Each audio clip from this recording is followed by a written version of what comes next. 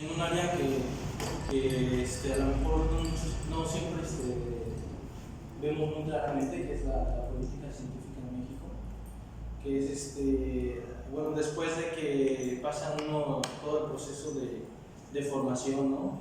De estudiar, de hacer su licenciatura, etc. Nunca se pregunta exactamente pues, quiénes toman las decisiones, de dónde viene el dinero, ¿no? Exactamente qué hacen los legisladores, ¿no? en esta materia, etc., ¿no? Pues, les voy a platicar un poquito de la experiencia que tuve trabajando en eso. Y bueno, yo ahorita estoy en la Universidad de Oxford, estoy haciendo un postdoctorado allá con una profesora chilena que se llama Fernanda Duarte. Ella es una joven investigadora, de hecho no tiene mucho ahí en la universidad. Entonces, también bueno, al final de la charla les voy a platicar un poquito de esto, ¿no? Entonces, bueno, pues quiero comenzar, presentándoles estas moléculas, ¿no? Y un modelo que a lo mejor todo el mundo ha escuchado, y si no, pues ahorita lo revisamos, que es el modelo de Lewis, ¿no? Entonces, básicamente, esta es la molécula del ADN, esta es la molécula de fullereno, ¿no? Son 60 carbonos, ¿no? Organizados en una forma esférica. Esta es la molécula de la glucosa, y estos son formas análogas a formas nanotrópicas del carbono. Aquí tenemos un nanotubo y un grafeno, ¿no? Quizás hayan escuchado de todas estas moléculas. Lo que les quiero transmitir con esta slide es que nosotros siempre tenemos que utilizar modelos para racionalizar las moléculas, ¿no? O la naturaleza. Entonces siempre hay que tener en cuenta que bajo ciertos modelos nosotros tenemos límites o hacemos aproximaciones, ¿no? Alguna vez, bueno, en alguna ocasión nosotros debemos de haber visto alguna molécula cualquiera, ¿no? De un fármaco, del agua, del gas, ¿no? De la glucosa, etc., ¿no? Y lo que normalmente se nos viene a la mente cuando pensamos en una molécula, pues son palitos y bolitas, ¿no? Básicamente eso es lo que representa un enlace, un modelo de Lewis, ¿no? Poder representar las moléculas a través de enlaces o de esferas, ¿no? Entonces hay ciertas reglas que hay que seguir para construir moléculas, ¿no? Con este simple modelo que es básicamente que este enlace significa que comparten dos electrones, dos átomos, y cada uno de estos puntos o átomos sigue cierta regla de conectividad, ¿no? Así, por ejemplo, este oxígeno, bueno, está enlazado a dos átomos de carbono, este oxígeno a un átomo de carbono, uno de hidrógeno, ¿no? Aquí este átomo de carbono, por ejemplo, está enlazado a tres átomos de carbono. Cada uno de estos átomos de carbono está enlazado a tres átomos de carbono. Y bueno, aquí pues hay ciertas consideraciones que hay que hacer sobre los enlaces que hay sobre estos átomos, ¿no? Pero una cuestión muy interesante es sobre los enlaces, ¿no? Y sobre las formas en las que representamos las moléculas. Es que en realidad los enlaces químicos realmente no existen, ¿no? El enlace químico como tal no es solamente un concepto, no es una cuestión que nosotros podamos medir o sepamos con seguridad, ¿no? ¿Algunos de ustedes alguna vez habían pensado esto sobre que el enlace químico en realidad no es una cuestión que realmente no existe? ¿O todos están seguros que había enlaces entre los átomos, ¿no? Entonces, ¿qué es lo que pasa, no? Que en este modelo que viene desde 1800, tiene de alguna forma la implicación de que esta línea que conecta dos átomos existe, ¿no? Y realmente, en realidad es un concepto de enlace químico, ¿no? Lo interesante de esto es que experimentalmente, lo que sí podemos tener certeza, lo que sí podemos medir, que es algo tangible, pues son las consecuencias de un enlace químico, ¿no? Por ejemplo, las distancias de enlace, ¿no? Las vibraciones entre los átomos, la densidad electrónica, todas esas son propiedades que sí podemos medir de las moléculas, pero no hay ningún aparato que nos diga, ¿sabes qué? Entre estos dos átomos o cualquiera átomos que ustedes quieran, hay 2.0 unidades de enlace o 1.5 unidades de enlace, ¿no? Entonces, esa es la cuestión con los modelos. Y entonces, pues empieza a haber problemas cuando las moléculas no cumplen esos modelos o cuando nosotros intentamos racionalizar las estructuras mediante estos enlaces o pensando que en realidad hay enlaces entre los átomos, ¿no? Entonces, este es un ejemplo muy claro que se conoce como ion metonio. Es un carbono que tiene enlazado 5 átomos de hidrógeno con una carga positiva, ¿no? Entonces, lo interesante de esta molécula es que, bueno, lo que nos enseñan siempre en la escuela, las clases de química orgánica o química general, es que el carbono sigue ciertas reglas básicas, ¿no? Y una de esas reglas básicas es que solo puede estar enlazado a 4 átomos, ¿no? Por ejemplo, una molécula de carbono con 4 átomos de hidrógeno es la molécula del metano, ¿sale? Entonces, cuando nosotros medimos el espectro de infrarrojo, que es básicamente nosotros hacemos interaccionar cierto tipo de luz en un cierto rango, con una cierta longitud de onda, mandamos esa luz. Entonces esa luz interacciona con la molécula y recibimos una respuesta por parte de la molécula. Cuando nosotros recibimos esa respuesta, la podemos interpretar en espectros, así se conoce. Entonces, dependiendo del tipo de luz que ustedes hagan interaccionar con las moléculas, va a ser el tipo de espectro que ustedes obtienen, ¿no? En este caso, pues, si ustedes hacen interaccionar luz en el rango del infrarrojo, van a tener espectro de infrarrojo, ¿no? Pueden mandarle también luz en el rango del visible o del ultravioleta, y dependiendo de esa interacción con la molécula van a obtener cierta información. Y estos espectros nos sirven a nosotros para interpretar la estructura de las moléculas, ¿no? Entonces, aquí lo interesante o lo que quiero que se queden es que cuando ustedes tienen moléculas que siguen ciertas reglas clásicas, pues nosotros vamos a obtener información sobre su estructura a través de estos espectros de manera muy clara, ¿no? Pero, por ejemplo, en este caso, donde no se cumplen las reglas de construcción de las moléculas, entonces tenemos un espectro pues todo desordenado, ¿no? Esto para los químicos no significa nada, no podemos decir nada de una estructura química a partir de un espectro así, ¿no? Porque está completamente desordenado, no sigue un cierto patrón, etcétera, ¿no?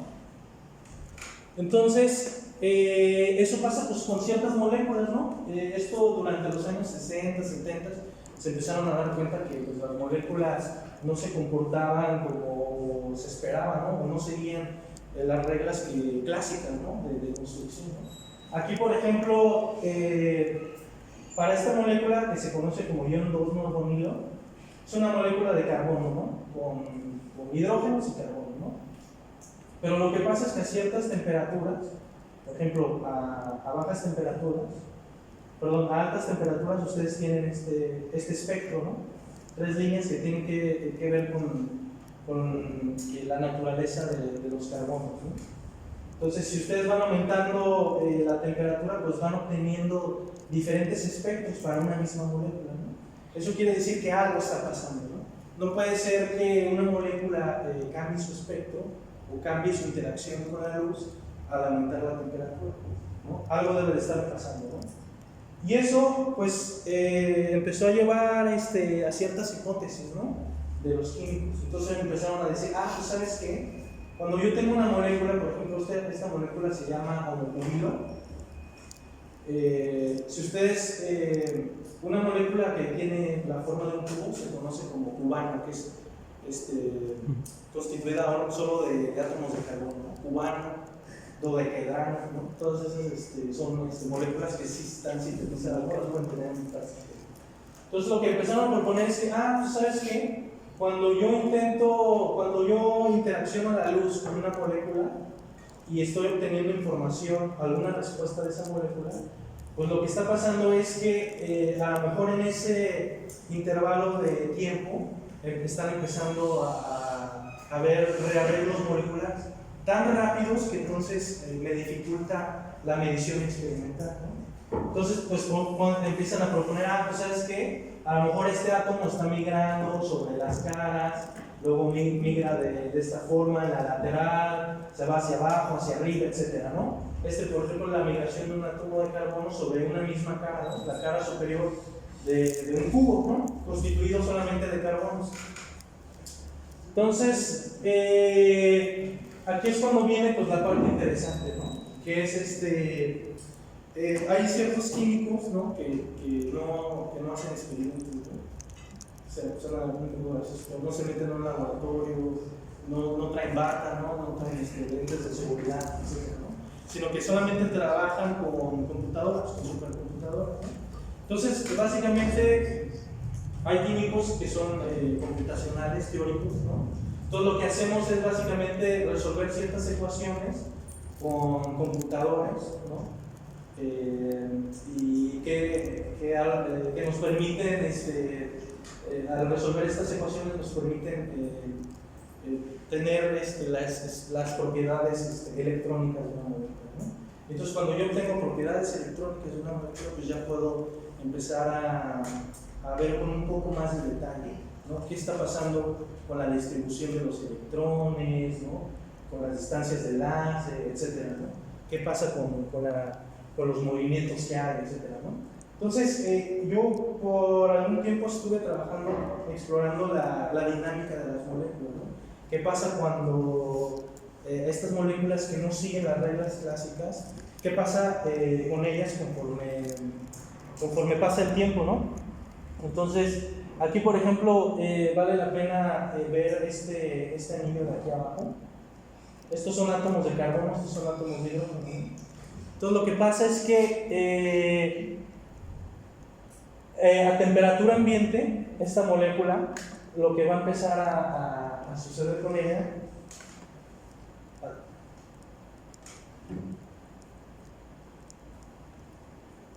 creo que no lo alcanza a reproducir. A ver si aquí se puede. No alcanza a reproducir las películas. Bueno.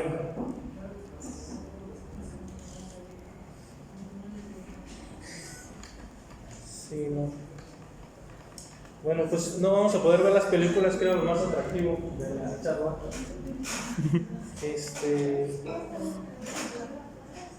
Es un poco. Sí, es un poco. Si lo minimizas y lo puedes reproducir desde. A ver. ¿Así? No. No. Creo que es la versión de PowerPoint. Bueno. Está bien. No está como archivo bebido, no sé que no tienes el archivo. ¿No tienes en carpeta para en USB? ¿Tienes el video en la carpeta? No los traigo. Porque cuando lo pones en un PowerPoint necesitas el video. Pero sí están, en principio sí estaban adjuntos a la presentación. Bueno. Quiero saber. Bueno, miren. Aquí lo que pasa es que este anillo de 5 miembros empieza a rotar rápidamente con respecto a esta cara superior, ¿no? Entonces, lo que pasa es que cuando ustedes intentan medir una molécula interaccionando luz con esta, lo que van a estar viendo es el promedio de estos rearreglos, ¿no? Entonces, es interesante porque eso nos pone en un apuro, ¿no? Nos pone en un apuro porque si experimentalmente nosotros no podemos tener señales claras por cada uno de los átomos, sino por el promedio del movimiento de esta molécula, entonces no podemos estar tan seguros de si lo que tenemos es una estructura de este tipo o si hay algún otro tipo de rearreglo que se esté dando, ¿no? Entonces, hay que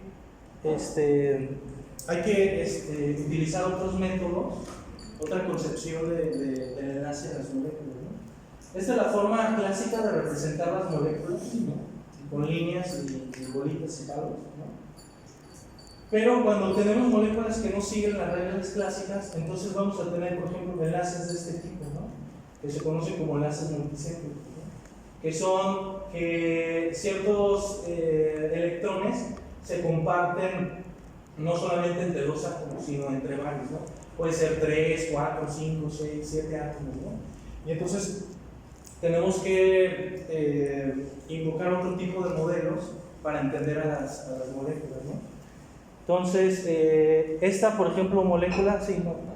Esta molécula que tiene 21 átomos de carbono y 21 de hidrógeno, lo que pasa con ella es que todos los átomos, este átomo de aquí, se intercambia o se puede intercambiar eventualmente con todos los átomos que hay aquí, ¿no? Por ejemplo, lo que me refiero es que este átomo puede cambiar posición con este, y luego con este, y luego con este, y luego con este, luego con este, luego con este, luego con este, y así sucesivamente, ¿no? Entonces, cuando nosotros medimos experimentalmente esta molécula, lo único que observamos es una línea, ¿no? Porque una línea corresponde o correspondería a un solo tipo de átomo, ¿no? Y eso es porque todos estos átomos se están intercambiando tan rápido entre ellos que cuando nosotros queremos tener una imagen de esa molécula, lo que obtenemos es como si fuera una sola entidad, ¿no? Entonces, bueno, hay otros sistemas interesantes, ¿no? Que estos se empezaron a publicar por ahí del 2000, que son sistemas de Bohr, ¿no? Son cúmulos de Bohr, solo puro Bohr, ¿no? Lo interesante de esto es que, bueno, ustedes pueden ver que hay ciertas moléculas circulares, ¿no? De forma de tubos, ¿no? Cilíndricas. También hay formas planas, ¿no? De hojas, ¿no? Este es un átomo de boro constituido por un cúmulo de boro constituido por 40 moléculas. Y curiosamente también son moléculas que tienen este tipo de arreglos, ¿no? En los que cada uno de los átomos se puede intercambiar con cada uno de los boros, ¿no? Entonces, pues lo que pasa es que vamos a tener este tipo de cúmulos, y lo que nosotros descubrimos es que estos átomos centrales empiezan a rotar con respecto a la periferia exterior, ¿no? O sea, son pequeños nanomotores, ¿no? Les llamamos nanomotores. Entonces ustedes aquí estos están detectados experimentalmente, ¿no? Entonces este anillo central o este triángulo central empieza a rotar con respecto al anillo exterior, perdón. Igual para este tipo de moléculas, todos estos empiezan a rotar. Y lo que vamos, o la imagen que podríamos tener es que la imagen que nosotros tenemos de este tipo de moléculas es como una imagen tipo difusa, ¿no? Donde los átomos centrales realmente no los podemos localizar en una posición a un cierto tiempo determinado, ¿no? Sino que es el promedio de estos tipos de rotaciones, ¿no? Entonces, nosotros, bueno, lo que intentamos hacer o lo que propusimos es que este tipo de moléculas pueden funcionar como nanomotores, ¿no? Si ustedes logran poner este tipo de cúmulos sobre una superficie, lo que van a tener es que a temperatura ambiente el anillo interior puede estar rotando, ¿no? Y entonces, lo curioso también de estos sistemas es que los enlaces se ven de este tipo de forma, ¿no? Estos son enlaces entre átomos, dos átomos, pero aquí también pueden tener enlaces entre 3 átomos o entre 5 átomos, ¿no? Estos son los tipos de enlaces que podrían estar compartiendo estas moléculas, ¿no? Ya no es una visión como clásica, ¿no? Entre dos átomos. Y es precisamente esta deslocalización de los electrones lo que permite que los átomos giren con cierta facilidad, ¿no? Lo mismo pasa con estos átomos. Aquí tienen átomos de berilio, estos son boros, estos son átomos de berilio, pasa lo mismo exactamente. Y bueno, pues eso es una parte con respecto a lo que nosotros propusimos, que son motores. y que tenemos que utilizar nuevos modelos para tratar de conseguir las moléculas, ¿no?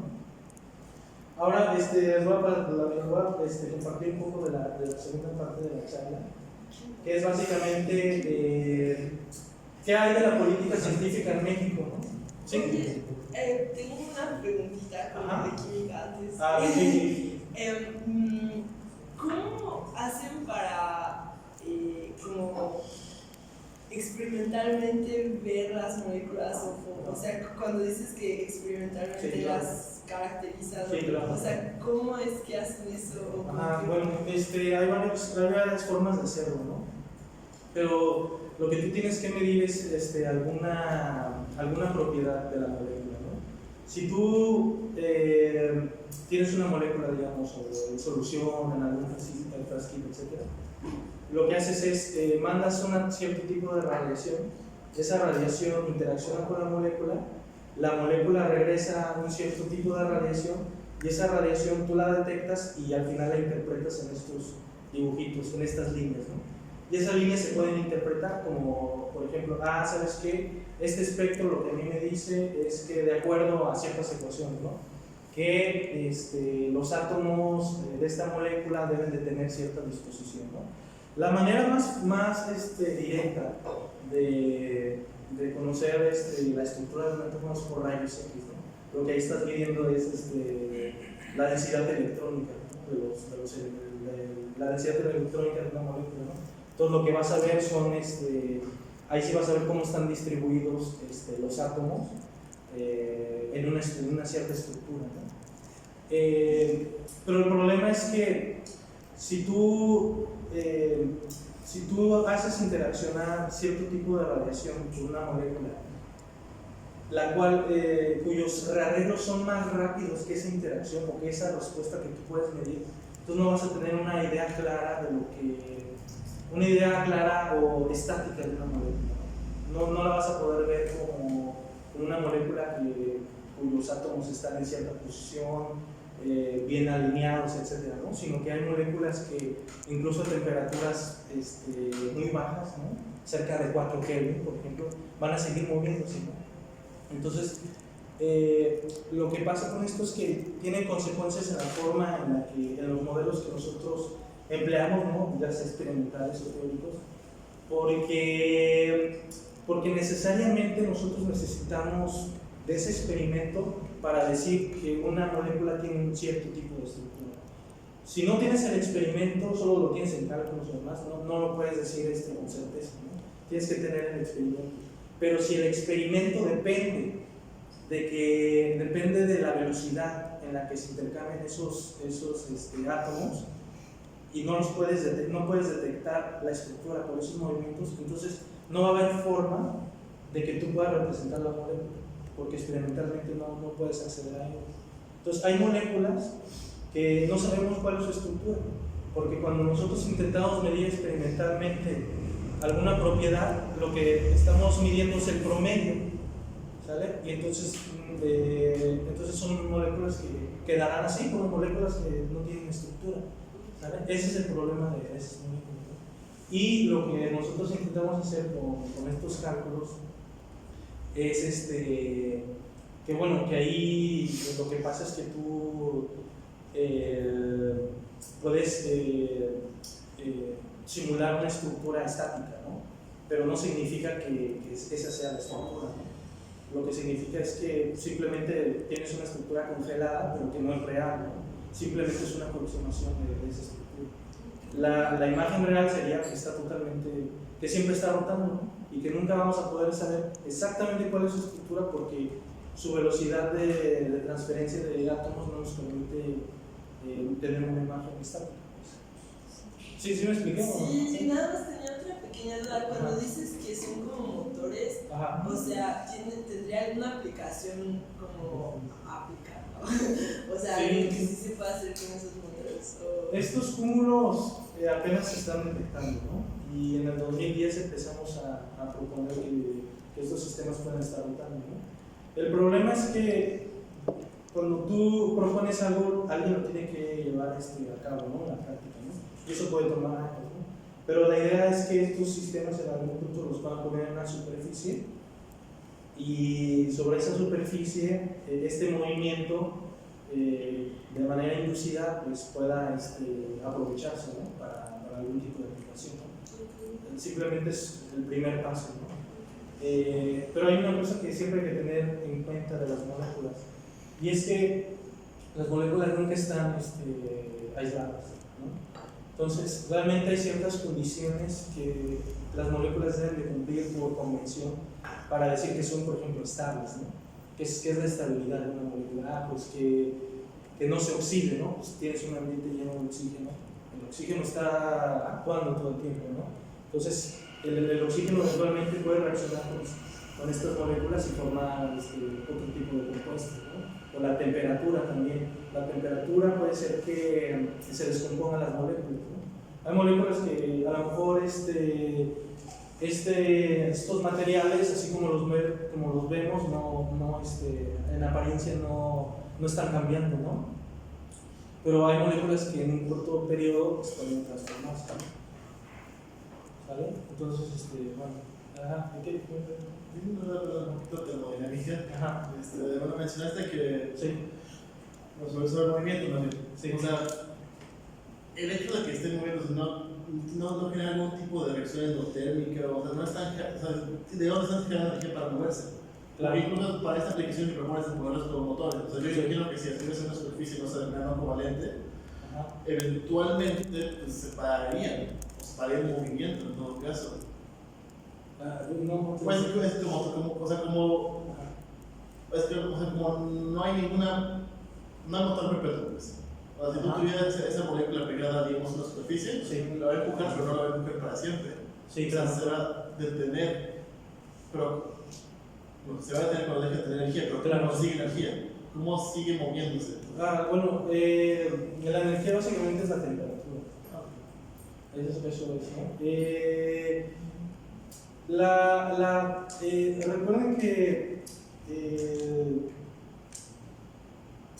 recuerden que termodinámicamente los sistemas, los compuestos tienden a formar o a irse hacia sus estructuras más estables, ¿no? Por ejemplo, nosotros, ¿no? Los humanos, ¿no? La forma más estable de nuestros compuestos, de nuestros elementos, pues son grafito, son oxígeno, son dióxido de carbono, ¿no? Esas son las formas más estables de los elementos que nos componen, ¿no? En principio, en algún punto nosotros nos vamos a convertir en eso, en carbono, con moléculas de oxígeno, con dióxido de carbono, ¿no? Pero lo que pasa es que nosotros nos tardamos en llegar a ese punto por las barreras que implican eso. Y eso es otra cuestión de las reacciones químicas, ¿no? No solamente la parte termodinámica, sino la parte cinética. Es qué tanto tiempo requiero yo para transformarme hacia una estructura de menor energía. En este caso, estas moléculas pueden rotar así porque lo que les cuesta rotar es nada. De hecho, hay efectos cuánticos ahí que están jugando para que estas moléculas estén rotando. Y es por eso, precisamente, que por esos efectos cuánticos que no podemos, que nunca vamos a poder saber. Tenemos que tener un modelo cuántico para racionalizar estas estructuras. Pero al principio es la temperatura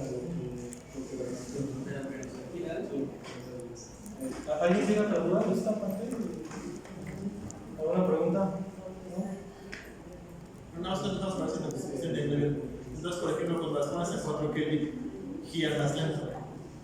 En principio sí, pero siguen girando. Siguen girando. Incluso si tú pudieras llegar a 0 Kelvin, hay un principio que se conoce como energía de punto cero, que siempre van a estar vibrando las energías. Y en ese caso tampoco habría la emisión. ¿En 4 Kelvin? Hipotéticamente 0 Kelvin, por ejemplo. Bueno, 0 Kelvin, sí, porque ya porque ahí ya solo se dominan los efectos cuánticos. Entonces, en principio, pues sí, de observar el promedio de esas transformaciones. Si es que es lo que él suponiendo, ¿no? ¿Quién tenía? ¿Todas son artificiales? ¿Eh? ¿Son artificiales todas esas estructuras? ¿A qué te refieres? O sea, que no se encuentran en la naturaleza. Bueno, hay dos conceptos que se manejan. Uno es cuando tú detectas una molécula, que es que no la puedes tener en un frasquito, sino que simplemente por algún instante la detectas y luego se transforma, ¿no? Es inestable bajo las condiciones en las que tú las estás detectando, ¿no? Todas estas moléculas han sido detectadas, ¿no? O sea, hay un experimento que dice, ¿sabes qué? Aquí este experimento nos está indicando que este tipo de moléculas existen, ¿no? Ahora, que cómo su estructura y cómo migra, pues no lo puedo decir, simplemente puedo decir que esta estructura tiene este cierto número de átomos o esta cierta carga, ¿no? Y otro concepto que manejamos es que tú las puedas sintetizar. Si tú las sintetizas, pues entonces las puedes tener en un frasquito, ¿no? O en solución, etc., ¿no? Pero estas moléculas todas son detectadas. O sea, su investigación fue en base del descubrimiento de las moléculas. Exactamente, sí. Okay. Alguien dijo, ¿saben qué? Yo descubrí estas moléculas, solamente las descubrí, pero no estoy seguro de su naturaleza o más allá, ¿no? O de su movimiento dinámico, etc. Bueno, pues si no hay más preguntas, les sigo con esto, aunque no sé cuánto tiempo tengo. ¿Ya pasó? No, todavía tengo. Bueno, ya rápidamente para terminar. Entonces, miren, pues yo estuve trabajando en esta oficina, que se llama Oficina de Información Científica y Tecnológica para el Congreso de la Unión. Esta oficina básicamente es una oficina que brinda asesoramiento científico a los legisladores de México. Entonces, ustedes no sé si sepan, pero el Congreso de la Unión, que está constituido por la Cámara de Diputados y la Cámara de Senadores, cada una de estas cámaras se subdivide en comisiones, ¿no? Entonces, esas comisiones, hay comisión de ciencia y tecnología, comisión de gobernación, de salud, de educación, etc., ¿no? Y esas comisiones son las que dictan las leyes, el presupuesto, etc., ¿no? Quién va a estar a cargo, etc., ¿no? Pero si ustedes revisan, o si ustedes revisan la educación que tienen los legisladores en el mundo, pues se van a dar cuenta que la mayoría no viene de áreas científicas, ¿no? Incluso los que están a cargo de estas comisiones, pues no siempre son personas relacionadas al ámbito, ¿no? Y por eso es importante el asesoramiento científico, ¿no?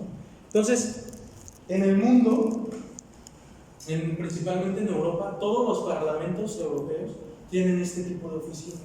Entonces, cuando un legislador tiene alguna pregunta, ¿no? De que, ¿sabes qué? Yo quiero legislar en torno a tecnología financiera, ¿no? O yo quiero legislar en torno a los transgénicos, ¿no? O yo quiero legislar en torno a la modificación genética, ¿no? Entonces va con este tipo de oficinas que están dentro de los parlamentos, y en este tipo de oficinas hay un grupo multidisciplinario, ¿no? Que tienen gente que ha estudiado biología, química, marketing, ¿no? O sea, los matemáticos aquí pueden encontrar chamba, ¿no? Pero lo digo porque sí es una opción que deben de pensar, porque muchas personas piensan que la academia es lo único que hay, ¿no? Y realmente la academia absorbe muy pocas personas, muy pocos egresados, ¿no? De las instituciones. Entonces, además de la industria o de la academia, pues también está la política científica. Y incluso, bueno, por ejemplo, en Europa o en Estados Unidos también hay una carrera para dedicarse a las publicaciones, ¿no? Hay las editoriales contratan gente, estudiantes, para que se encarguen de los procesos de edición, de distribución y de administración de todas las revistas que se publican mundialmente, ¿no? Entonces esas son como las áreas principales. Entonces básicamente lo que nosotros hacemos es entregar ciertos reportes. Por ejemplo, aquí hicimos una nota de tecnología financiera, y entonces nos asesoramos con ciertos expertos Luego nosotros recopilamos cierta información, entregamos estos tipos de reportes a los legisladores y los legisladores en principio en base a esta información pues ya pueden tomar decisiones más informadas, ¿no? Entonces aquí pues hay una fotito, ¿no? Que aquí esta es la Cámara de Diputados. Estos personas de aquí en medio son las personas que se encargan de asesorar al Parlamento inglés, ¿no? Esta primera oficina fue la primera oficina de asesoramiento científico en el mundo se creó en el Reino Unido, ¿no? Entonces ellos se encargan de dirigir un equipo de estudiantes o de investigadores para tratar de asesorar a los legisladores, ¿no? Y bueno, entonces pues sí sería interesante que si ustedes tienen alguna inquietud, por ejemplo, de esto, pues me pueden preguntar un poquito más sobre las opciones que hay. Pero básicamente es muy interesante porque los legisladores básicamente requieren de información científica, ¿no? Por ejemplo, una cuestión que pasó con un problema que son muchos, el problema del sargazo, ¿no? Que está en Quintana Roo. Y entonces ahí, por ejemplo, es el tipo de situaciones que vale la pena acercarse con los académicos, ¿no? Para que ellos también puedan exhortar o externar ciertas opiniones científicas, ¿no? Oye, ¿qué pasa si lo recoges, ¿no? Si lo recoges, ¿hay algún equilibrio en el océano? ¿En qué se podría utilizar este tipo de plantas, ¿no? Etcétera, ¿no? Entonces hay muchas opciones que desde la política científica ustedes pueden ayudar, y en México se da este tipo de asesoramiento, ¿no? No nada más están pues, las academias, las sociedades, ¿no? También hay este tipo de oficinas que pueden ofrecer asesoramiento científico, ¿no? Y bueno, ya nada más quiero terminar con dos cosas. La primera es exhortarlos para que apliquen a esta reunión que se llama Linda Noble Laureate Meetings.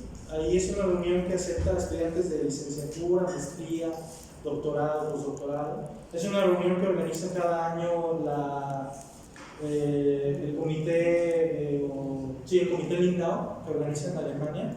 Y es básicamente invitar a estudiantes que quieran conocer a premios Nobel, ¿no? Por ejemplo, un año invitan a todos los de química, ¿no? O un año invitan a todos los de física, ¿no? O a los de economía, ¿no? Y entonces ustedes aplican, pasan un proceso de selección y bueno, pues ya tienen la oportunidad de convivir con este tipo de personas, ¿no? Entonces vale la pena, liderar meetings. Y bueno, pues ya muchas gracias a todos. Aquí es una foto de mi oficina ahí en Oxford. También yo soy el oficial académico de la Sociedad Mexicana de Oxford. Entonces, si ustedes están interesados en algún momento que quisieran aplicar o conocer, o qué opciones hay de becas, o quién les podría dar alguna guía de qué tal está el nivel, o si vale la pena la ciudad, la cerveza, ¿no? Entonces, bueno, me pueden mandar un mensaje aquí a mi correo y ya les paso alguna información. ¿Vale? Pues listo. No sé si tengan alguna pregunta, alguna inquietud. Sí. Yo tengo una pregunta con esto que está pasando por ejemplo del Tren Maya, que ya un científico ya dio su opinión respecto a los impactos negativos que puede generar, Claro. pero pues al parecer la política pues sigue manteniendo este aspecto. ¿Qué se puede hacer al respecto? Bueno, pues es que también hay que tener en cuenta que, por ejemplo, en el caso de los legisladores nos pasó una cosa interesante, ¿no? Que es que no siempre hay muchos elementos, ¿no? Que juegan en las decisiones políticas, ¿no? Entonces, a veces nosotros pensamos que la parte científica es la que debe predominar, ¿no? Pero algunas veces pues, se contraponen otro tipo de argumentos, ¿no? Por ejemplo, culturales, ¿no? Medioambientales, ¿no? Religiosos incluso, ¿no? O podría ser hasta electorales, ¿no? Entonces, lo del Tren Maya no estoy seguro porque no sé si la Semarnat tenga ya los estudios de impacto ambiental, ¿no? o si los científicos, bueno, pues quién científico, qué evidencia hay, ¿no? Es muy importante, por ejemplo, esto del asesoramiento científico, que realmente tengamos la certeza plena de la información que hay y los expertos exactamente qué dicen, ¿no? Porque incluso también en esto del asesoramiento pues va a haber opiniones contrastadas siempre, ¿no? Así incluso la ciencia se construye de esta forma, ¿no? Cuando hay hipótesis que son contrarias, ¿no? O hay grupos que tienen una cierta visión, entonces se contraponen, ¿no? Pero es complejo, ¿no? Y creo que es lo que podrás realmente no sé más allá de eso, ¿no? Si vaya a tener los impactos económicos, etc. ¿no? Es una cosa pues multifactorial, ¿no? Que nada más allá hay que ver más allá también de la cuestión científica. ¿Alguien más? Ajá. Sí, pues por ejemplo, o sea, me parece súper interesante eso, pero me gustaría saber cómo te empezaste a meter con lo de asesoramiento a políticos, o cómo podría, por ejemplo, acá está el Congreso, ¿no? Sí, claro. Etcétera. Sí. Pero pues, nunca había visto que eso. Sí. Bueno, como tú te acercaste, llegaste y como. Yo, porque fue a raíz de la reunión linda donde conocí al director de esa oficina y entonces di una plática y ya yo me acerqué a él y le dije, ¿cómo están? Pero pues es importante también pues de vez en cuando echar un vistazo, ¿no? de esto de la ciencia, ¿no? O lo que hay en la cuestión de gobierno o administrativo o legislativo, ¿no? Por ejemplo, en Yucatán es un caso particular porque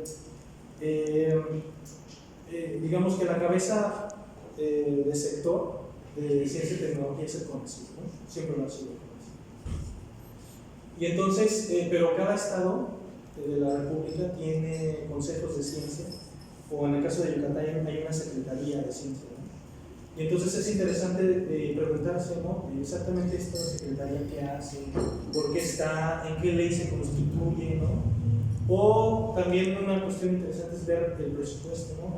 De cuánto de las partidas que da la federación al gobierno y del gobierno a su vez a la secretaría, cuánto dinero tiene la secretaría, en qué programas está, cómo está etiquetado, ¿no? ¿Y esos son todos datos públicos?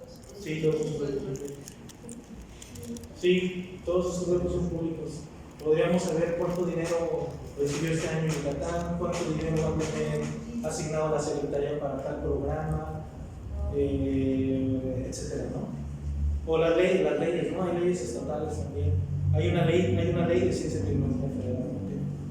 Ustedes están de alguna forma dirigidos por esa ley, ¿no? Que no se den cuenta que está esa ley que dicta cómo se va la política pública en torno a ciencia y tecnología, el dinero, cómo se distribuye, ¿no?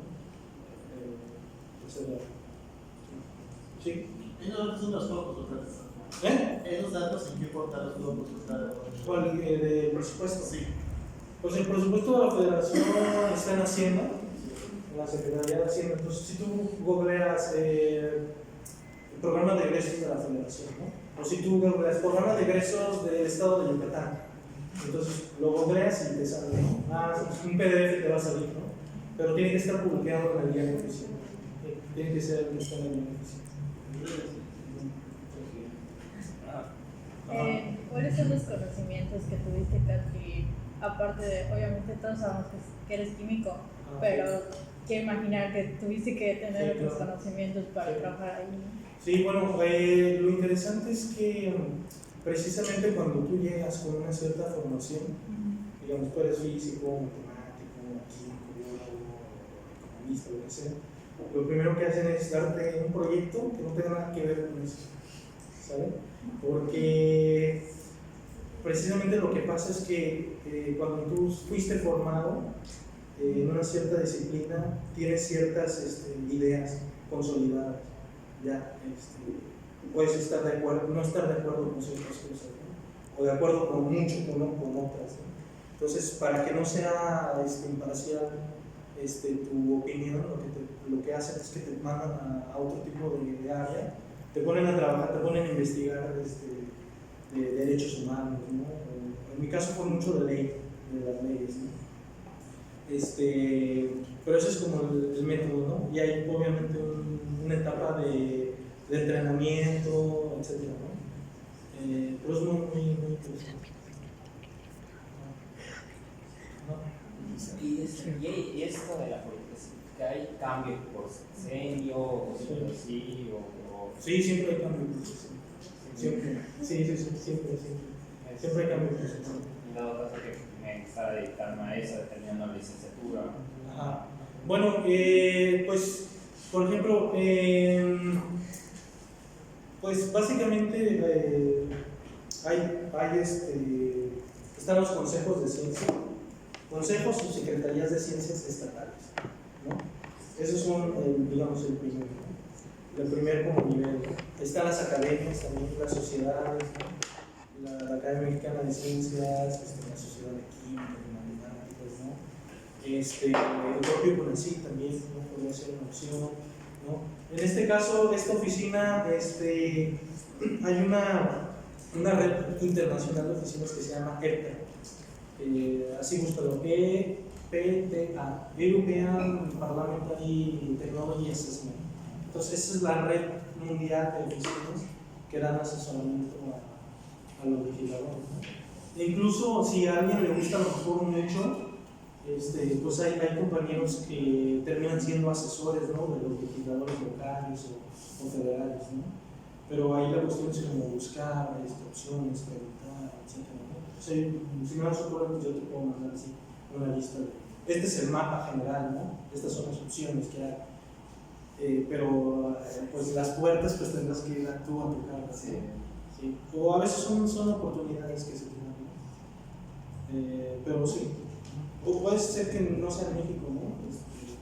Hay otros países de Latinoamérica que están empezando a ver este tipo de oficinas. Sí. Bueno, entonces le agradecemos un aplauso a Said.